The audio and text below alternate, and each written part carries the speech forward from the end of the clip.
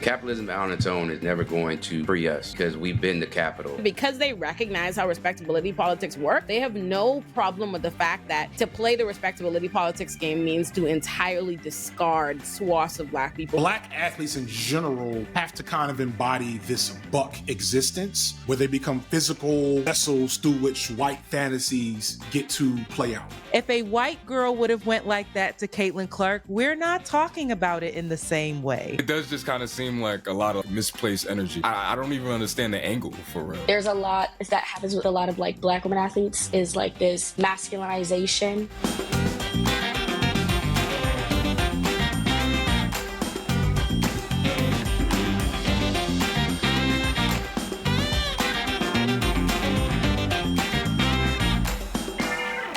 Hello, beautiful Black people. Let me tell you why I've convened you here today. I want to talk about Angel Reese and Caitlin Clark, like particularly just the way, not because I don't watch nobody's sports, but I have made a video before about Angel Reese because the treatment of Angel Reese always seems to come across my radar. But what I have seen is a lot of Black men jump out to like wrap Caitlin Clark in the cloak, like protect her at all costs. Meanwhile, they're like, you Angel and everybody else. So and I brought Chris to give us the details because that's Chris's forte. That's what Chris does. That f***s me up because from the outside looking in, being completely disengaged, it might just be the nature of my feed. I've only seen Black men thirst after Angel Reese for the most part and throw a little shade at Caitlin Clark. I haven't seen that, so I want to protect that energy. You really have curated. You have a really good timeline. Except for Stephen A. Smith. You said I'm gonna have the best representation of Black men on my feed. Yes, I refuse. There you go. FT said word. That's what they've been doing. Yes, the brothers have done what? Did you see the disappointment in my face when you mentioned that? I did not know this was happening. All I've seen is memes about being the NBA house husband, the WNBA house husband. Oh yes, and there's a lot of that. Random thirst traps from them walking into the games, which I'm like, this is great. Yeah, I think also jokes how many men think that like it's gonna be house husbands. Yeah. Like that's also funny to me how many of them have centered themselves in a lot of fantasies that ain't for them. It will be interesting to see how Caitlin Clark gets treated by her white fan base once, if and when, because I don't know. But I've seen I've had queer folks tell me, give tea or offer tea that she's not playing for the team that the conservatives would prefer her to play for. So we'll see. It'll be interesting if and when that happens. Because, they only take their tokens so often. They already got, Nick Rubin, Jim Rubin. What's that dude's name? Dave Rubin. I don't give a I think it's that. He picked all every Rubin bland name except Dave. James Rubin, Tom Rubin. Right. Okay, so fill us in, Chris. What's been happening? What's been happening is, as you mentioned, a lot of Black, current and former athletes have been showing their asses on the timeline, just propping up Caitlin as a savior and that she should be treated like the Messiah, the next Messiah. And it's really disappointing. Shannon Sharp, Stephen A. Smith, Gilbert Arenas, Nick Young, Austin Rivers, Brandon Jennings, Rashad McCants.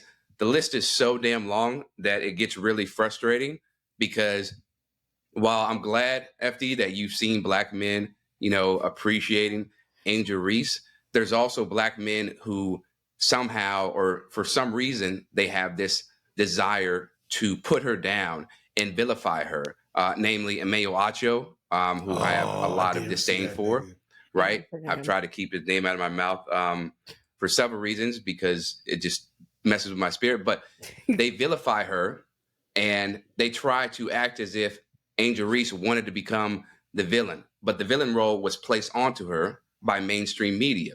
Mm-hmm. And so when she does something where she's trash talking or maybe she gets an ejection, people come out and say, well, see, this is why she needs to get off social media. This is why, people don't like her. It's all this ghetto behavior. Mm-hmm. And, she's trying to act all big and tough. But when, the shit hits the fan, then she starts crying.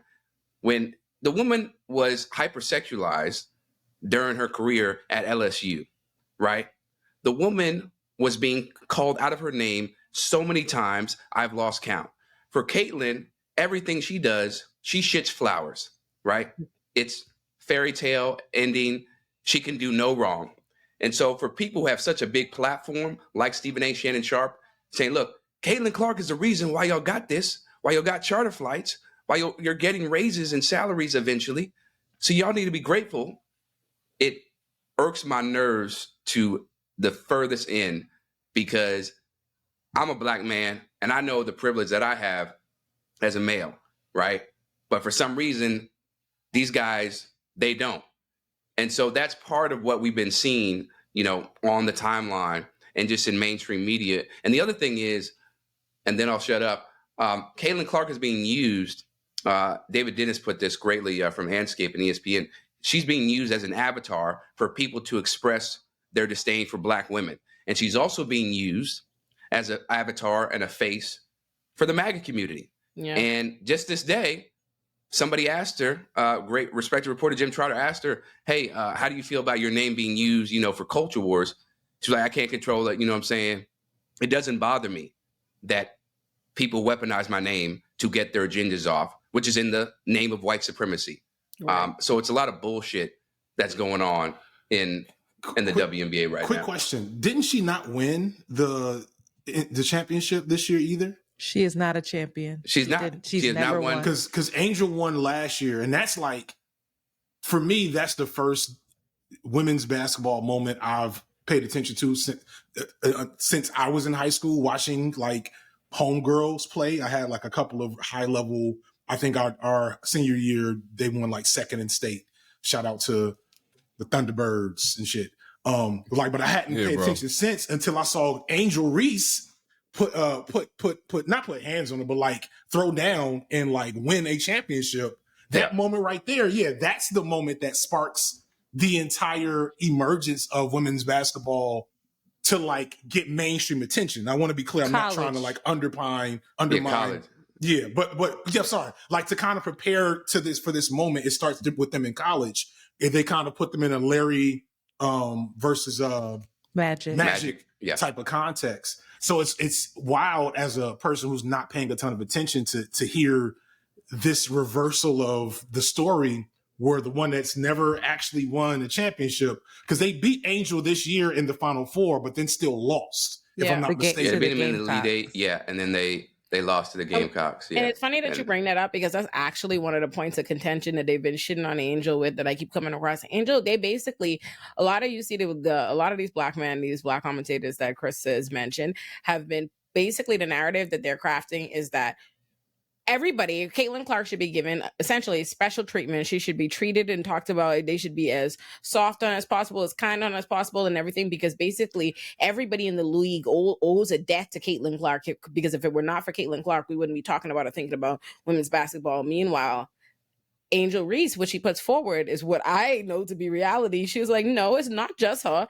It's me too. And because it's Angel Reese that put women, I ain't thought about Angel nothing. Reese. Before Angel Reese. Like I said, I have a video on my channel a year ago about Angel Reese, and I don't watch nobody's women's basketball. I don't watch nobody's basketball. Nobody's nothing. Nobody's sport. And I'm like, Angel Reese is the one and popping up in music videos with Cardi and Lotto and doing stuff and being at the Met Gala and what have you. What are we talking about? Why are you acting as though we weren't first start thinking about her as what did she buy you Barbie? All of that. What? I think Angel Reese. Oh, go ahead. No, you go. I think Angel Reese, I think it's important. There's so much to unpack here because just like a lot of, I'm going to add LaShawn McCoy ass in there too. Oh, yeah. Yep. Yeah. But these commentators keep bringing up the fact that Caitlin Clark is the reason why the WNBA is getting all this attention, why they're getting different charter flights. Heard you. But let's talk about why that is.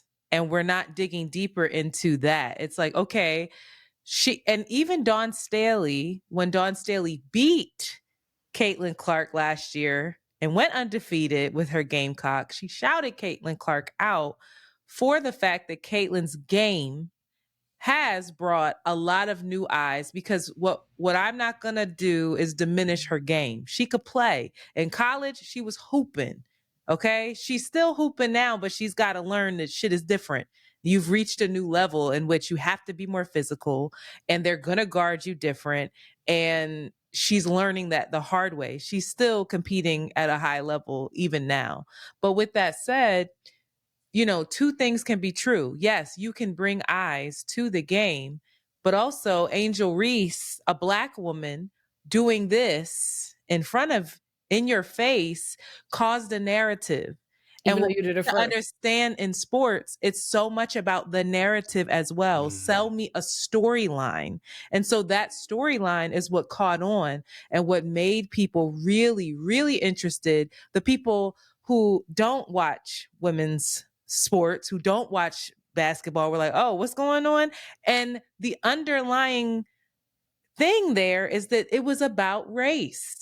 If a white girl would have went like that to Caitlin Clark, we're not talking about it in the same way. Well, I And- remember Caitlin Clark did it Caitlin Clark first. I did think that. I think that was Right. I Caitlin remember Clark's that thing, if being I'm not the mistaken. whole. But that's my entire point. Yeah. That is not what we were talking about. She No. did that. The fact that this Black woman did that to what they consider to be the second coming of Larry Bird was too much. And now we can create a narrative around this because we have a villain and we have a victim. And we know this story all too well. And it's even happening now. You know, you see Caitlin Clark playing. The WNBA has always been physical. Always. You see her playing. Sure, she getting hip checked. She falling to the ground. Her ponytail might fly. I heard you. Angel Reese was getting knocked the drug out. It's her, like, I forget the sis who did it, but she Choke was slam, ejected. Alyssa Thomas. Yeah, Yes, Alyssa ejected. Thomas. I don't Connecticut see Sun. us talking about it in the same way. And it's interesting when you think about Shannon. It's interesting when you think about Stephen A. and this white gaze that they're so hyper aware of, and that's connected to capitalism and them climbing up this corporate ladder. And then in addition, you see them dealing with this white victimhood. It's like this brute thing where it's so entrenched in our history. It's so wild to see it play out, and then to see the Monicas, the Taylors, that like the joy, like all of them come out and try to explain to these men to take a beat, to step back and hear what we're saying, see it with clear eyes, and understand that there's nuance here that you don't want to discuss, is so disheartening. Like, I used to love Shannon Sharp. I humanize him. I love him still, but I'm like, damn, that Southern upbringing and this money f***ed you up, dog. Oh, that's big time. I never saw it. I never saw it as clear as I do now of how If I go could ahead, jump in, because Please. I haven't paid attention to this particular sports activity, but if it's one thing I'm pretty strong background in, it's like Black male athletes and like the culture both produced by and produced in tandem with them. And there's Shannon and especially Acho, and a lot of these dudes, there's a specific type of trajectory that you have to basically, it's a mind state you have to put yourself in, especially for football players, basketball players as well. But if you notice, there's way more, I'm gonna just say it, I don't know how much you got to bleep out. There's way more in football than basketball because of the way those two sports are produced. Like if you think about it, basketball, they ain't perfect. There's some wild hotepery that goes on there, but it's never, it doesn't seldom look like what Acho's on a lot of times or what Shannon Sharp is on, let alone like Herschel Walker. You know what I'm saying? Yep. And so like OJ, Yep. right. Like Black athletes in general have to kind of embody this buck existence where they become physical vessels through which white fantasies get to play out. That is the nature of the Black athlete's existence and value in these games. And so many of them just kind of manage that because it's like, look, I don't like how this feels a lot of times, but I'm about to sign a $30 million contract. I'm about to change my whole family's lives. This will be bucks as garbage men too. The game is the game. The game is the game. But those who like continue to penetrate and they seek leadership and accolades within those venues have some of the most insidious like behavior because they can still wrap it up in all these, like, it's not like Herschel Walker or I don't know, give me one of these super weird black conservative types, Hodge twins, people that's like, they're never around black people. Yeah. So like, you're not actually paying attention to them. Whereas you pointed out, Antoinette, Shannon Sharp is of the culture. That's a down South.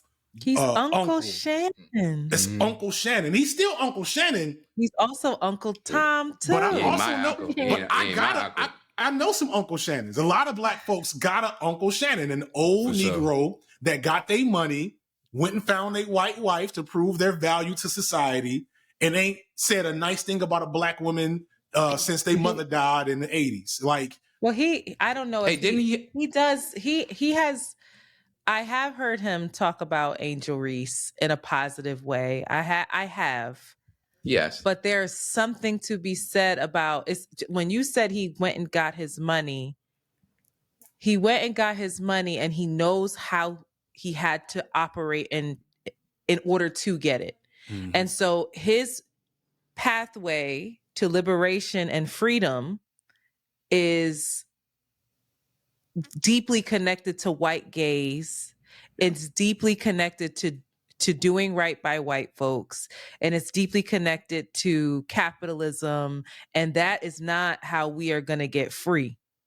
But for him, he's uprooted his family from poverty. He's never had this much.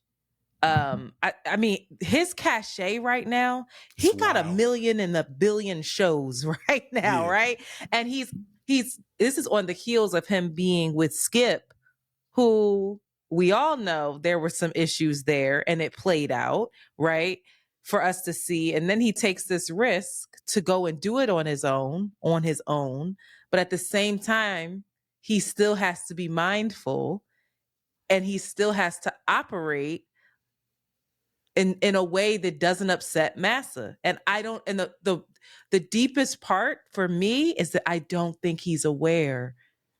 And that's what is so. They would have aware. He just doesn't care. Yeah, they beat that out of him by college. Real talk. A shout out to Arian Foster. Shout out to Aaron Maben.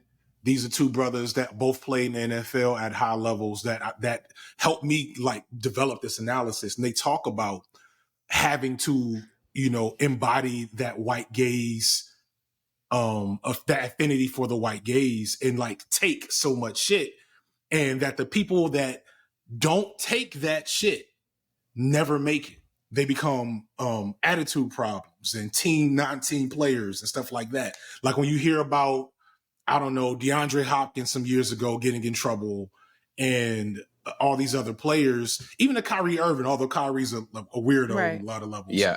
But part of that is because in his flawed way, he does have an anti-Buck ethos around his personhood as an athlete. Mm-hmm. And when you have that anti-Buck ethos, we don't really hear from him. When you're comfortable in that position, you get to be Shannon Sharp.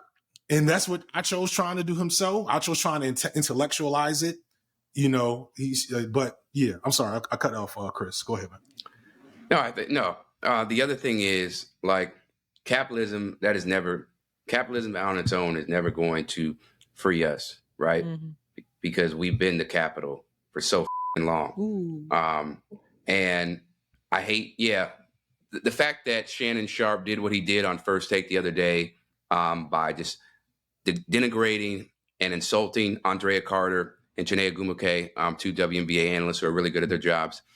The next day, he announces he's getting a contract extension. So it just goes to, I'm going to do what Massa says, right? I'm going to shuck and jive. I'm going to appeal to the white gaze, and that's going to give me a lot of money. People like Andrea Carter said, look, I don't care if I'm going to be underpaid, because Stephen A made the point that, listen, Andrea, you're going to be underpaid for the rest of what I think is going to be an illustrious career. And mansplaining. If you don't understand what marketing, the whole mansplaining thing. Let's talk about how when Monica said, wait, I'm so sorry. Finish what you were just saying. I'm going to write the Monica thing down because it's important when she gets into integrity. That's so important. Yeah, Andrea said, look, I don't care about if I have to get underpaid, I'm not going to sacrifice my morals and integrity. I'm going to stand on what I do. I'm still going to be entertaining as hell. but I'm not going to operate the way you want me to. And if I don't make as much money, then so be it. But yeah, And go they ahead, Monica. scoffed. Yeah. They scoffed at it. I mean, you have to see it to believe it. They were like, sister, you not taking heed to what we trying to tell you. It's like, Aaron, find the clip. What? And I can so help you find if I could jump in, I'm sorry, Christine, were you about to talk? Because I know you. No, I'm learning. Let me tell you. Yeah, me too. Okay, I was like, we didn't want to hog the I'm spotlight. sorry. I know. I've known like 3 names out of every name everybody has said. And I gotta run in a second. Find the clip. And I gotta run in a second anyway, so I gotta get my darts in before I bounce. So what's so funny is a month ago, Stephen A was just going in on the worst of them all. Big dude. Y'all know who Whitlock. Yeah. Oh, and God. it's so interesting because my first instinct before I enjoyed him dragging Whitlock, because Whitlock is trash. Yes. Like, so Stephen A is like Malcolm X compared to Whitlock. Damn. That's how bad Whitlock is. Because Whitlock is an unadulterated, like unabashed. Stephen A is the kind of like black person you know in your life who you know don't identify as a coon, but in turn has a bunch of anti-blackness. Yes. Stephen A is a lot of us, if but God, which is why I try to like engage with that mostly empathetically, because it's really easy to point and laugh at because they're funny and they're awful and they deserve derision. However, so many of us are a lack of scholarship or a scholarship or two away from, or a scholarship away from, you know what I'm saying? Yeah. So like I give Stephen A rope every once in a while. Whereas Whitlock is like Olay said, unabashed. But I brought that up because what the Stephen A's, as Olay just said, and the Sharps and whatever don't realize, it's kind of this like black excellence. This black excellence mythology is so tied to it's anti-blackness at its core, but in practice and like in its branding and marketing, what it looks like is we the talented 10th and y'all the that can't get right. Mm-hmm. And if y'all would just get right, Monica, if you would just pay attention and listen to what we saying and brand yourself appropriately, homegirl, you can have this, and this. Trust me, I'm Uncle Stephen A. I've been doing this for years. It's like, Uncle Stephen A, you also be doing some shit though. You've been shucking and jiving since you came on here with that Sanford and Son speaking voice that you had and from day one. Sean Hannity, and the scariest part, I think, like, you know, we don't always get to contend with, and I usually have my cape on, but the scariest thing I think is we often assume, or you want to give them the benefit of the doubt that this is being done, you know, in some kind of way because they're being muscled to by like the white man that's really cutting the check, or the white man above, or the corporation, or whatever have you. But I've been on the phone with a lot of people in my time, and that I've given the benefit of that, like multiple times I assumed you were being, you know what I mean? Someone was pulling your strings, and they've been like, no, actually. Mm-hmm. This is how we get ahead, sister. But that shows you how effective white supremacy is, right? Yeah. It's like, even when you're not being, this is psychological warfare at this point. Like, and you see it play out of, oh, you can't even see how you're being harmful. You can't even see how you're being used. And you can't even see how you are being disempowered. Yep. Like, you can't see it. And it's so disappointing and interesting. And all this for, you know, a young woman who currently, I mean, her team sucks, but they're, I think, second in the league. Give me a break. And and people are talking about she should have been on the Olympic team. Caitlin Clark's team? Yeah, they're one of the worst teams. Yeah, they're one of the worst teams. I was searching for it. I can't remember if it was Stephen A or great, Shannon Sharp, but there was like a direct comparison between what they had to say for like Angel Reese, like, oh, she needs to, you know, the like wait till she make it struggle to get to the next thing. But no problem. Thank you, sis. I'll text it right on to you. Thank you. Let me go. The only thing that I've seen. No, I have nothing to add. No. Go ahead. To be fair, it is. So, well, no, not to be fair. Let me clarify. So we have a robust economy of denigrating Black women in media.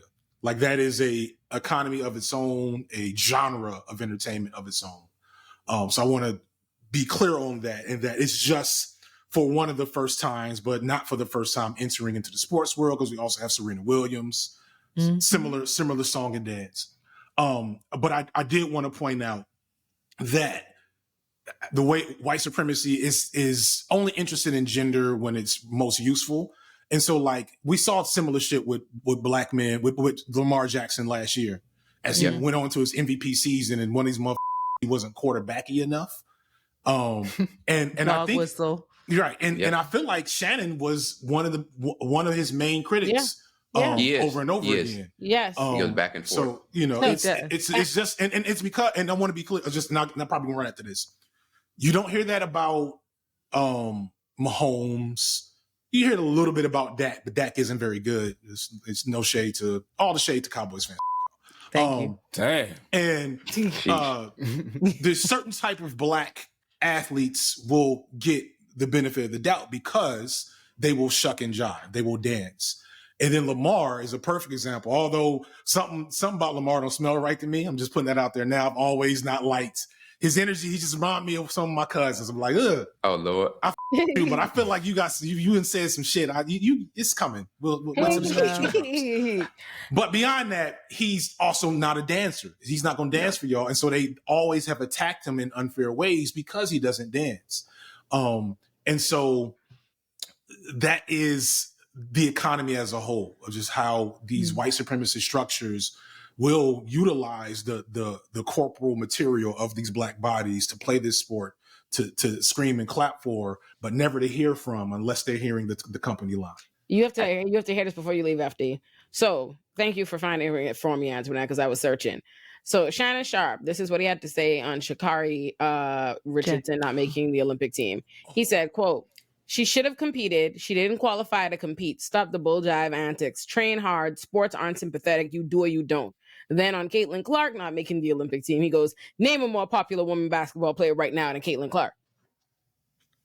Sounds about right. You have to consider the strategy in the media and Caitlin Clark's cachet. Sha'Carri has no cachet in Shannon's eyes because she's not valued in the same way. She's not going to draw. She's a black woman who doesn't present the way that mainstream media will grab a hold of her and embrace her fully with both woman. arms. Yeah, black queer. I didn't even know she was queer. There you go. And like, I don't know what the appropriate term is, but this is also with Angel. It's also that they're hood. I was just about to say respectability politics. I was about to say they're married to respectability politics. Yes, that's what it is. And like, because they recognize how respectability politics work, they have no problem with the fact that to play the respectability politics game means to entirely discard like swaths of black people for what they're worth. Until they want to be a minstrel show. Yeah. Until they want to be a minstrel show, because hasn't Shannon been on the air with the Hennessy and the cigar and upped his when it works for him. I think that's him. Brand. But like when you portray it as as an informant entertainment, you're feeding into minstrels. So you want to be respectable until it helps you get your. We ain't gonna talk about this upside down Hitler mustache he been rocking for the last year. It's a soul patch. Real quick, I gotta run out. Shameless plug. I did do a black athletes video a couple of years back. It's one of my favorites, but it's also one of them joints. Whenever I do sports shit, be like, we don't want to hear that. Talk about manosphere. So shameless plug. Go ahead, put that in the description to be there. Yes, I got you. I'm gonna do that. Send me. Make sure I get the right one because you got several sports videos. True. That one is. I'll send it to you. Peace and blessings, y'all. Yes. Bye. Thank you. This clip. We have evidence that shows that has happened in the past. Number one, and number two, because I absolutely adore seeing you on television. I really, really do. So allow me to give you some words of advice. Andrea, I strongly suggest you rethink such positions, especially when it comes to you, because marketing matters. It's how you get paid. If you don't know that, you better hear me and hear me good. I am telling you right now, you are going to be underpaid for the rest of what I believe will be a career, unless you get your mind right about that marketing. It matters. It matters. Janae, you know I'm right. I hear you. You know I'm right. I hear you, Stephen A., but I will not sacrifice my basketball knowledge and my integrity in terms of the game for marketing. My marketing is doing just fine. And if it has to grow a little bit slower to hold on. Team USA has. We've had ample this way they've done it in the past. Yeah. Excuse me. I just and maybe they're not trying to do it this year. Stephen A., can I say this, Andrea? USA has won 7 straight gold medals. This is advanced. How much have they grown the game? They're screaming at her the whole time. Then it's crazy because they're literally screaming. Like Stephen A. is screaming at her the entire time. She barely gets a few words out. She can't even finish her sentence. And then Shannon starts screaming that thing they do, like women are being hysterical. Like calm down. Like he has to shout her down. Meanwhile, she's not being hysterical. The other man is just screaming hysterically. Oh my God. And this is all just because she didn't go on the Olympic team. She didn't make it, right? The conversation is so. The conversation, the context is that Caitlin Clark, who is a rookie, and it's very seldom that rookies make Olympic teams, was not selected to be on the Olympic team. It's like the biggest deal to these men because of her marketing cachet. And if they want to grow the WNBA, she should be on the team. It's guess what? Crazy. But guess what? Whiteness. The Olympic team has never had an issue. The American women's Olympic team has gone and dominated. People watch, like their stats are their stats. Their marketing is their marketing. They're also trying to get a gold medal. They're not running around and trying to be the most popular. The WNBA is a different thing. The WNBA is growing its popularity now, but it's not just on the back of Caitlin Clark. It's on the backs of Dawn Staley, Asia Wilson, Caitlin Clark included. We have Angel Reese. Like the whole conversation around why this girl should be propped up is simply because white America loves her. She's selling out arenas. They've gone through and they have the numbers to back it up. Right. That for her Fever team, the arenas are bigger. That her games are being televised. Like people are engaging. They want to see her play. And when she comes to fast, when she comes to town, right? People buy those tickets, right? Great, fine. That does not merit her getting a spot on the Olympic team. It's just ridiculous. This is not popularity specifically what's happening here, because it's like this is white supremacy and misogynoir working so hard that it's like overtaking not only just like regular plain day sexism, but also even what they're saying, even on their shallow level of marketing or anything. Because if they really cared about marketing and all of what they're talking about, they would be singing the praises of an Angel Reese who branded herself a Bayou Barbie and immediately has her sneaker line we know about, is popping out in music videos, was at the Met and then immediately won her game as being a baddie all around the place, right? Like if they cared about those things, if they were even having the usual sexist, shallow arguments they have, there are so many different players they would be talking about for being like, for style, for good looks, who they have paying attention for all the different reasons. Caitlin Clark, I'm not going to comment on what that young woman looks like, but people watch. But also, this is in tandem with the conversation I have seen and the clips I have seen. It's her flopping on the field because she don't have good footing, and people say it's the. And listen, nice, right? I want to say this. So this is the thing that I want to say. It isn't even just that they're not even watching her. It's not even regular white. It's not just regular racism. It's not just like, or just like they see themselves in her like she's the white girl there. First of all, there are other white girls who are not a part of controversy, that are down there with their black teammates and not a part of not being used. Yes, who are speaking out against problematic shit and the misogynoir and the racism, and they don't like them bitches. They're not showing up for them. You know what I mean? They're not showing. Caitlin Clark is nice. No one's taking away from her talent, but that's not the reason these white people are rallying behind her. They're rallying behind her because they didn't like when Angel Reese and these other Black girls were getting attention and being celebrated and winning and beating her. They hated when she lost to Angel Reese, someone they've been shitting on all that time. And then that's when they decided to start propping her up. So yeah, she's good, all of that, but that's not the sole reason why they're rallying around her. And that's why it's crazy to see like Shannon Sharp and them, y'all know what the is up. Like it's crazy when you can't beat the machine that is white supremacist America, right? Like they're gonna go and be behind Caitlin Clark all the way. They're gonna back her all like and that's unfortunate. That's unfortunate for her in many ways too, insofar as however much she's not aligned with that, but doesn't want to alienate her own base, her own fan base, or where she's going to make money or whatever. That's her own thing to deal with. But the fact that Shannon Sharp and these Black people are going out of their way to go in, like, not only like join in on it, like when they know they can consciously see what's happening, but to like help kick the back end of people like Angel Reese and Black women, they could easily celebrate and help prop up just as much. I think she is a part of it though. Because it's not just like she's nice. Okay, I'm not clearly the basketball connoisseur here, but I think she plays into this whole white fragility and I'm a weak white woman.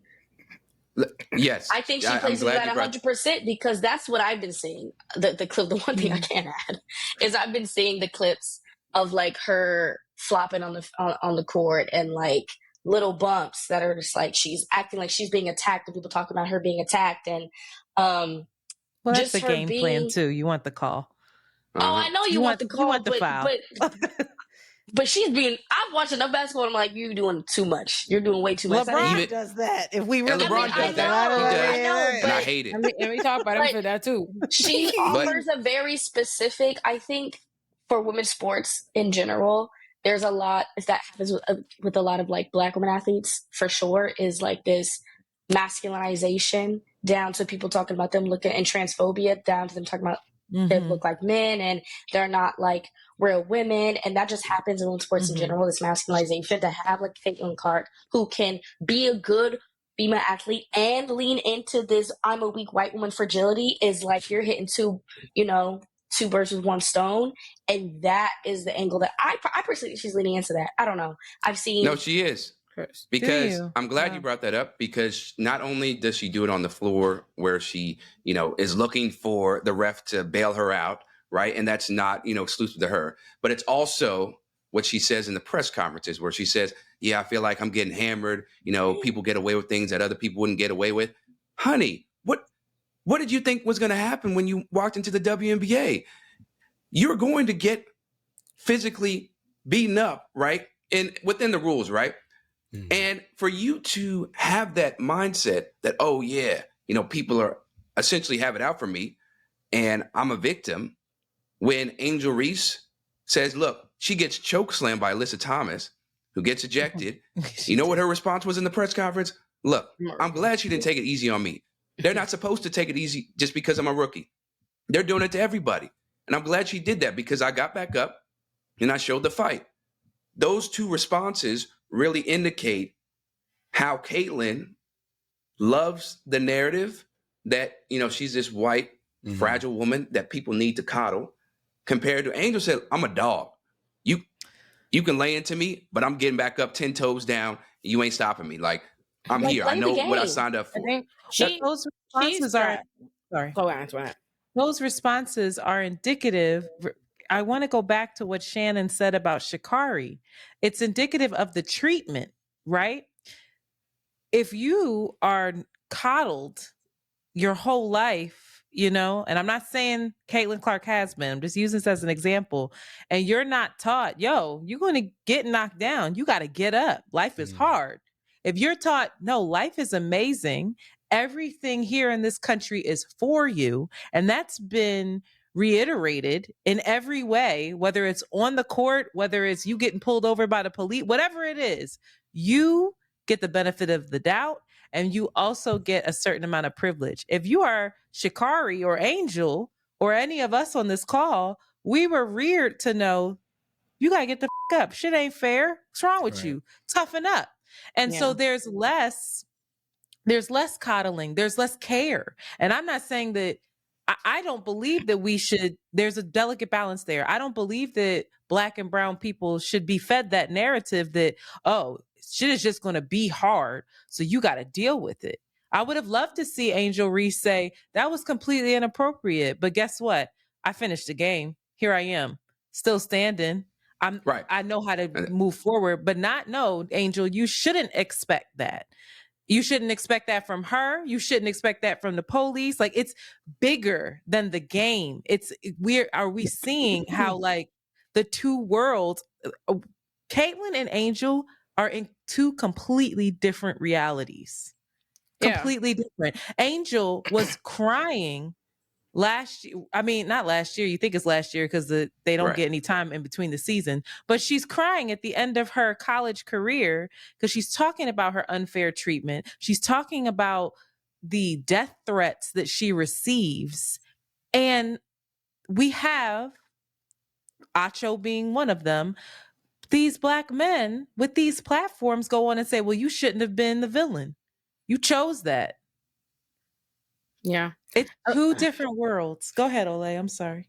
No, I think there is a thin line between believing you need to prepare Black people for a hard life and coming to believe that Black people deserve to have a hard life. And I think there are a lot of Black people, especially a lot of Black elders, who grow up in this world of knowing that Black people need to work 3 times as hard, 4 times as hard, 5 times as hard. And because they know that, or that's what they expect, you know what I mean? They come to believe that that is what you are entitled to do. And that is what is that is fair. That's what it's supposed to be. And they don't realize it, because Shannon Sharp, he does this repeatedly. Like, to respond on what y'all was saying about Caitlin Clark, I have a video on my channel I had analyzed when this happened, right? When they were all on Angel Reese after Caitlin Clark did it too. And the way Caitlin Clark responded to that, to let me know, I knew immediately where she was, right? She's the middle of the road. Like, she's a white person who's a liberal without intersectionality, right? Like, she was like, how she responded was basically to all the controversy, to all of Barstool, Daniel Portnoy, and all these people, David Portnoy, Daniel, whatever he named, being racist and doing all this nonsense around Angel doing that. And what she said was, she was like, no, I don't think anybody should get criticism for it. We all talk dirty or whatever have you. But she never acknowledges why Angel Reese is receiving, you know what I mean? It'll be like, oh, we all do whatever, but she'll never acknowledge why this is happening. And then when the controversy was Jill Biden was like, oh, they should to invite them to come up to the White House, how she responded to that was like, no, the winning team goes, but I'd like to go another time. It would be cool if we could go another time. Like, there's never, it's never a firmness of, this is actually wrong, this is messed up, this is happening for this. It's always like, she doesn't denounce the thing. She doesn't name the thing. Exactly. And she knows what it is. Exactly. Oh, yeah. She's not dumb. And that is, she's very smart. And if you combine that in a world where people deal with a Shannon Sharp, right? Because I have another video on my channel analyzing Ja Morant and how Shannon Sharp talked about Ja Morant. It was a very like, condemn him, throw the book at him, this is the worst, like, because it was some real respectability politics thing. He didn't like how Ja Morant looked to the public, like what this representation is, and he was coming down on him very, very, like, incredibly hard. And so there's a way that he talks about, and a way that they see and they perceive, these Black players. And I think a lot of it is like, I don't think it's the conscious, I don't think they see the internalized anti-Blackness in it, because I believe they believe it's rooted in that same, like, your Black elder thinking that they're looking out for you, but it's they don't even know where it's veered off. It's veered all the way off. That's my contribution to that. You want to hit play on this video? You want to finish him screaming at him? No. Yeah. Oh, you want to hear it? Oh. Yes. Done. I asked you earlier, I want you to tell me the WNBA player that's been more popular than Caitlin Clark. Just give me one that have been able to average 17,000, even though they're on a crappy team. Give me one. If you're trying to go to game. Andrea, do me a favor. Finish that initial thought that you were saying about sacrificing your integrity, because that was an important point for marketing. Yep. It's just not something I'm willing to do. And right now, it doesn't seem like something Team USA is willing to do. It just doesn't. And whether you think that's a smart decision or whether you think that's not a smart decision, I also just want you all to think about this. Everything you all are saying is from speculation of how Caitlin will play on the floor. If we were just speculating and you just want her with the team, you just want her walking around with the team on the sideline. I tell you what, I guarantee you, if I come out with a replica Olympic jersey with Caitlin Clark, she'll outsell the top 5 combined. I hear you, and that's fine, Shannon. But my point is, what have we talked about with Caitlin in the W so far? What's been one of the biggest topics of conversation? I like that he's not actually even making the case. If you think what's sad? You know what's really sad about it is like they're not even making the case that she's the best. They're not making the case that this is like some exceptional circumstance. They know she's not. That's the worst part. So it's like they are going this hard for a white woman in the league when there are Black women that they know are better than her, more talented than her, more senior than her, and they're like, we could give a less. And they've created this new argument that they wouldn't receive in any other capacity because since like. Should she be the mascot for their Olympics team to make sure like should she walk direct people to their seats like to ensure maximum? This is the time that A'ja Wilson like made history with her stat line. It was like 35 points, like 6 assists, like 5 steals and like 3 blocks of some crazy shit. Yeah, it was like 35 and 14 or something. Yeah, it was ridiculous against Dallas. And nobody's talking about it because they're all talking about how unfair.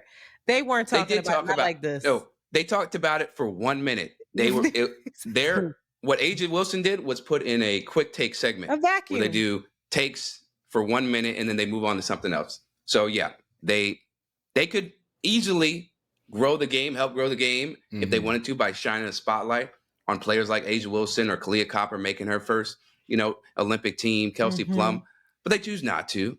And again, they have no basketball argument for Caitlin Clark being on Team USA. And Stephen A said it, we didn't hear it there, but he was like, yeah, it's not that you're wrong, but we don't care. No, they're strategists now. They're marketing strategists. You expect, like, again, I expect, like, the people that you expect to be behind the Caitlin Clark or to be doing this kind of thing. Like, you expect them to move the goalposts, but to see Black men moving the goalposts, even from, like I said, I think which is interesting to me, on just a generic, the sexist arguments you would see pop up about women's basketball all throughout my life, but on my timeline and stuff throughout the years, you'll see all these men act like, oh, if the women were better looking, if the women were this, if the women did that, They have a league full of bad bitches, playing their ass off, dressing their ass. Every time I follow a bunch of players in the league for no other reason than if it's be going crazy when they show them on my feed going into the. I don't know them. I don't know what team they're on. I don't watch nothing. The fits go nuts. You know what I mean? And even who are playing their ass off, who have better stats, and they could give a less. Like the stats moved away from even the sexism on. They didn't get no points for good looking. They didn't get no points for being better. They didn't get no points for winning. They get you see all these Black men who you would expect to be in the space, who is expected to like offer them some kind of protection, right? Like you would think that would be like a place. If you're a Black player, you would expect to get some more grace by the Black outlets, the Black commentators, the people you think of as Uncle Shannon and whatever, and to have them like move the goalposts in this like nonsensical manner. Because I'm not even like, I don't even really, like I said, I'm not even like really tapped in. I barely know who like any of these people are for real. But this does just kind of seem like a lot of like misplaced energy, just kind of hearing the like what the complexities of the situation. It just kind of feel like they're like, I don't even understand the angle for real. You know what I mean? Well, they want affirmative action and DEI for Caitlin Clark, and it's not just them. Like all these people who are complaining about, oh no, you should have her on the team, because the game is going to grow so much, exponentially with her being there, even if she doesn't play. Okay, so DEI works for her, but not for people who look like everybody exactly on here. How affirmative action worked in real life. White women were the biggest beneficiaries of affirmative action in real life. Hello. And also without any real consideration as to if we grow the game in this way, right? If we come and submit to the fact that white eyes are the most important thing when it comes to the WNBA, what does that mean for the game? how does that impact the actual game, y'all? Right. Like the long-term ramifications of following that type of strategy. That's what I was saying earlier. Like, it's the sickness of realizing that they are totally comfortable with the idea that the worth of swaths of Black people get totally disregarded if you play the game according to the way they think is okay. Because it's very clear that in their mind, they're saying it aloud. In it, they're saying the quiet part out loud. They're basically saying, listen, white people like her. That's the white character that white people like. And so she should be given all of the special treatment because that's what is going to bring the money. And you know what's the funny? You know what's funny about capitalism brain? Capitalism brain doesn't even make you analyze like who gets the money in the end, right? Because it's like, who's the winner? They're saying like, oh, white people like her. And so white people will back her. And so she should get all the opportunities because that's what's going to bring in more money. But it's like, for whom? You know what I mean? But they don't do that when it's about the men. Yes. I have listened to Shannon argue down about certain NFL players and how they are on pedestals because they are white, especially quarterbacks, especially running backs. He is very passionate about that and how Black NFL male athletes have to work twice as hard. He gets it then when it's about a man. He does not get it when it is about these women. Yeah. Because they see white women as golden tickets to privilege. It's misogynoir and them looking at white women like, oh my gosh, we finally got our white snow princess, milk of magnesia. And that's big T, and that's big facts, son. Because even if you look at, Mayo's World has a great video on it. But like Shannon Sharp one time like goes to go talk about his daughter, he's like, oh, my daughter got long hair and that's all her real hair. Like the fact that he felt the need, he couldn't even unveil his dark skinned daughter without being like, oh, but you see, let me show you the way that sets her apart from your understandings and thought processes about this genre of Black women. So that's what they believe in, right? It's like he can understand. It's like even with his commitment to the status quo or the system as it is, right, which is functionally white supremacy. But even with his commitment to that, at least like as a Black man who has played the sport, he at least has a lot more sympathy for an experience that he has lived for Black men who he can more see himself in. But when it comes to these Black women, I believe, and you know that, like we know those, you see those blind spots in the community, like. You know those blind spots, how they exist, right? With these like, especially like older Black men who don't believe that they like just hate Black women or dislike Black women, or they think of themselves as being still like fatherly or protecting, but the thought processes that they have about women and have about Black women show up in this way. Tricky. I'm curious to know, since we talked about Asia Wilson, right? Making history. Yeah. Are we a part of the problem? Because now we give all of this attention to how frustrated we are by, I always question this, by what Shannon Sharp and Acho and Stephen A and all these jokers are doing. Are we then incentivizing them to do it? Because now it's like, well, either way, they're getting their views, they're being talked about, they're becoming more popular. It doesn't matter if we like them or not, right? So I often go back and forth of like, what should I be giving my time to versus maybe I should just be talking about Asia Wilson, Brittany Griner, the fact she came back and she hooping. Like, I don't know. I don't know. Yeah, right. Got a baby on the way. I don't know, because you want to, speak up and defend the Black women who are being disrespected in the league. And in this case, Andrea Carter and Chinea Agumake, and Monica McNutt in another clip. But on the other hand, you don't want to give this nonsense so much oxygen, right? So I think if you just, at this point, I'm at the stage where I'm sitting and start ignoring whatever they have to say about the W and use my platforms to talk about the amazing stories that are going on in the W. But I don't think it hurts to call out, white supremacy or people, doing things to uphold white supremacy. Yeah. But I do think if you spend too much time on it, then that's yes, what it is. That is going to incentivize. That's what it is. Right. There's like a medium where you get, I guess, to the Malcolm X quote about, right, the least protected woman and the least protected person is a Black woman, right, in American society. I guess the thing that I agree with that, right? Like, I'm always worried about what we talk about and what we engage, but like people, they don't care if you're mad about it. They care about whether or not it created the engagement and the clicks and the views or whatever, what have you. But that being said, misogynoir and mistreatment of Black women is so much bigger and not algorithm motivated, I think. Like, that existed, this treatment, this like misogynoir, like what Black women experience in these fields and the like would happen if the internet disappeared, if the algorithm wasn't there, if engagement wasn't there. Like, that has always been the thing. And that and I think I think the reason why, I think there has to be way more calling it out before we get to a place where we think that us calling it out is going to fan it. Because in this case, right, this isn't even like a system where we are a united front as Black people fighting against white supremacy's treatment of Black women. We are fighting in-house. We haven't even made it over to the side of people that really back, like, are in this world doing this or are celebrating or idolizing a Caitlin Clark at the expense of these Black women. We're just talking about in-house, how our own people are talking about it and treating and how Black men are commenting on that. And I think if we don't say something, it continues to happen, because what often happens is Black women are not received as people who need to be protected. Like, we're always seen as like, oh, she got it, she good, she can speak up for herself. Like, Angel Reese looks tough, you know what I mean? Her response to when this happens is, okay, you know, I expect this or whatever. And that becomes a really, I think, a lonely, painful experience for Black women. And it's what leads Black to what you said earlier, Antoinette, that like Angel Reese shouldn't have to say like,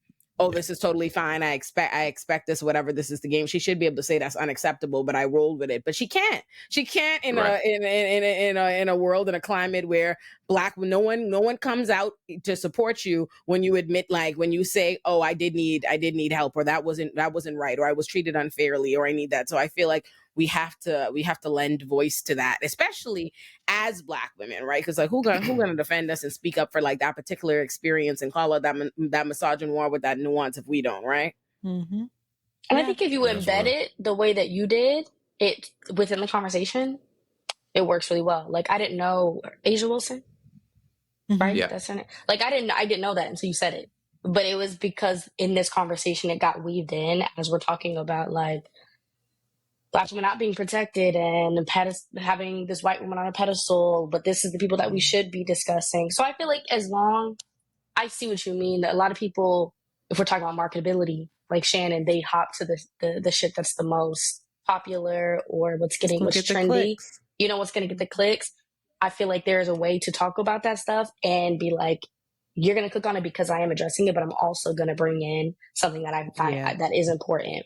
So I think we're doing a good job. I'm learning, like I said, this whole time. I've been Googling this whole time, like, wow. Literally, like, I'm like, let's hear it all. Okay, I'm gonna let us finish this clip, and then I'll let us give our final thoughts, and then I will free y'all, my beautiful Black people. All right. The growth of the game.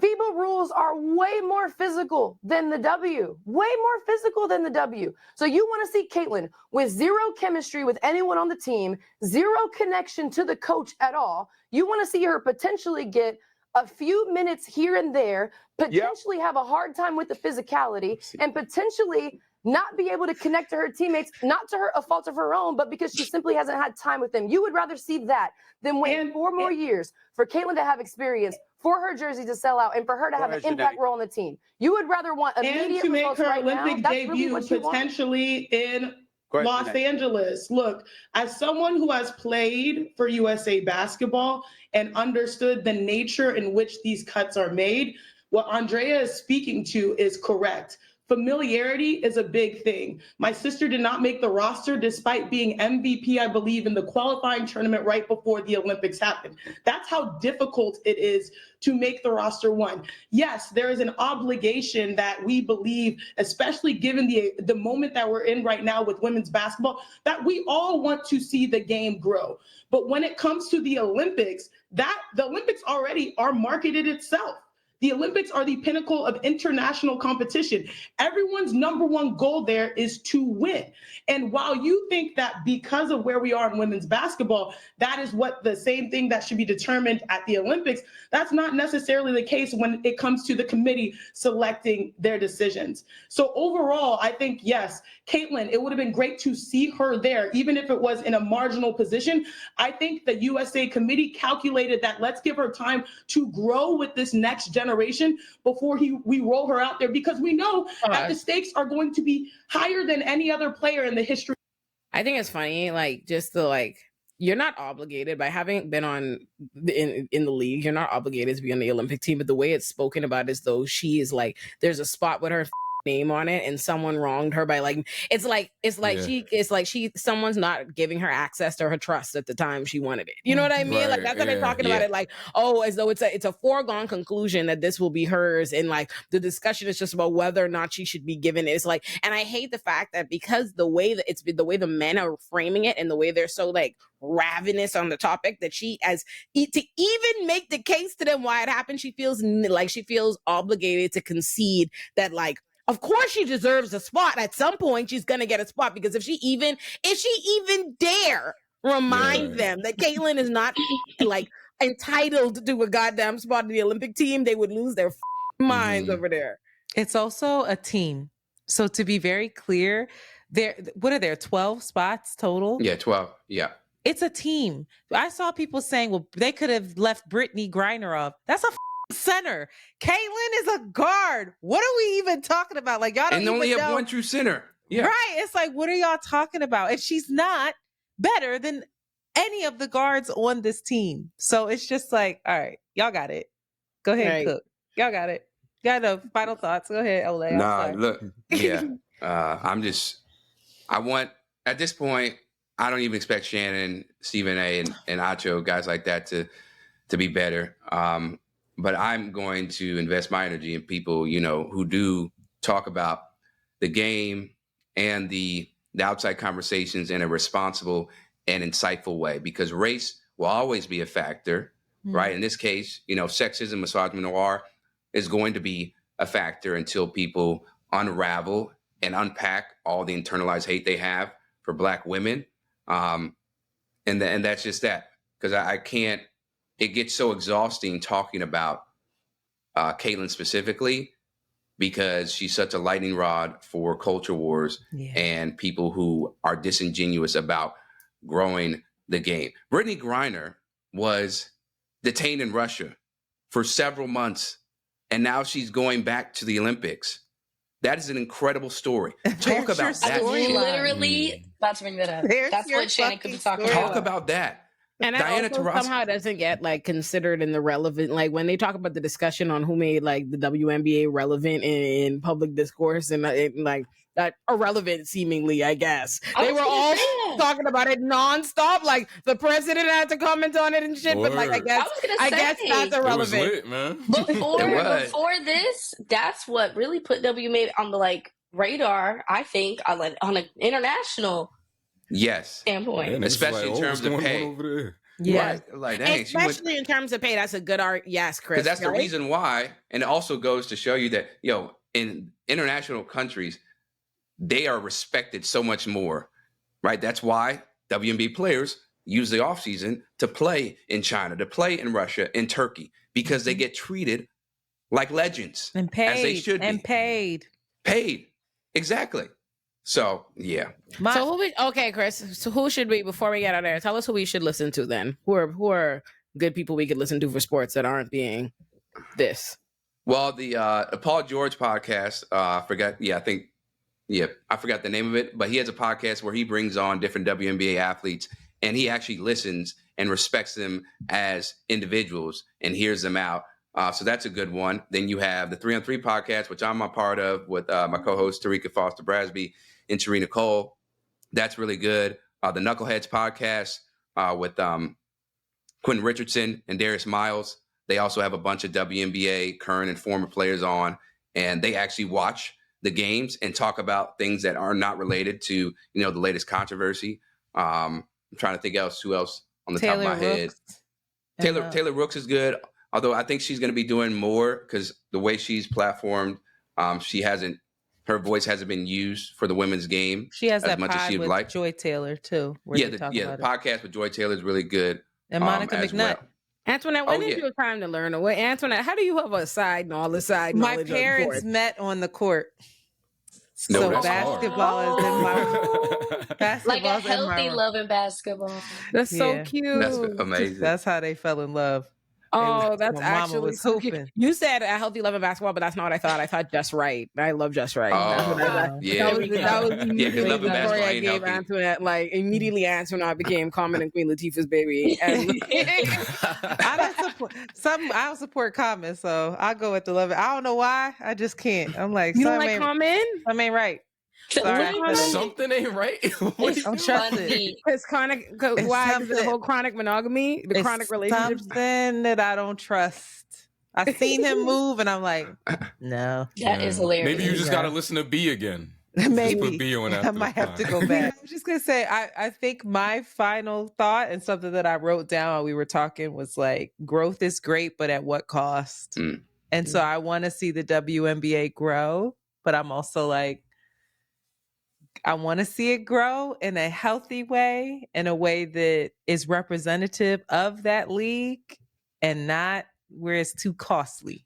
Right. Because it could get tricky real quick. And as content creators, as folks trying to do this out, or make this our means, right? Many of us, it's real easy to teeter on them lines where you about to do some shit that's not representative of who you are, right. but you're gonna get the cash. Or the lead, because the gag is like everybody going up to have all this smoke for like Black women, like in particular, like all this misogynoir, and I'm like, it's a Black women's league, like, you know what I mean? Like this is crazy because you literally want to prop up one at the expense of many, the majority. Queens of the Court with Jordan Robinson and the legendary Cheryl Swoops, 4-time WNBA champion. That's a really good podcast as well. The 9450 podcast, Kevin Lewis, Lolo Bike, that's also really good. Anything Andrea Carter's on, Janae Gumake, Players TV as well. There's a bunch, like China Robinson.